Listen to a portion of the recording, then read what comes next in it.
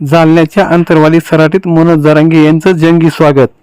फुलांची आणि गुलालाची उधळण करत जरांगेंचं स्वागत. मुंबईतील यशस्वी आमरण उपोषणानंतर मनोज जरांगे आज पहिल्यांदा आंतरवाली सराटीत पोहोचल्यानंतर ग्रामस्थांनी केले जंगी स्वागत. जालन्याच्या आंतरवाली सराटीत मनोज जरांगे यांचं जंगी स्वागत करण्यात आलंय. फुलांची आणि गुलालाची उधळण करत जरांगेंचं स्वागत करण्यात आलंय. मराठा आरक्षणाच्या मागणीसाठी मनोज जरांगे पाटलांनी मुंबईतील आझाद मैदानावर 5 दिवस कठोर आमरण उपोषण केले. यावेळी जरांगे यांच्या 8 पैकी 6 मागण्या राज्य सरकारने मान्य करत त्या संदर्भात शासन निर्णयही जारी केला.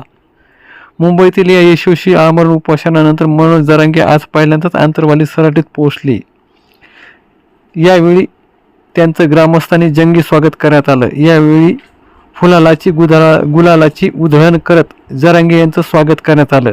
तसेच यावेळी गावातील महिलांनी औक्षण करत जरांगे यांनी प्राप्त केलेल्या यशाबद्दल त्यांचं कौतुक करण्यात आलं.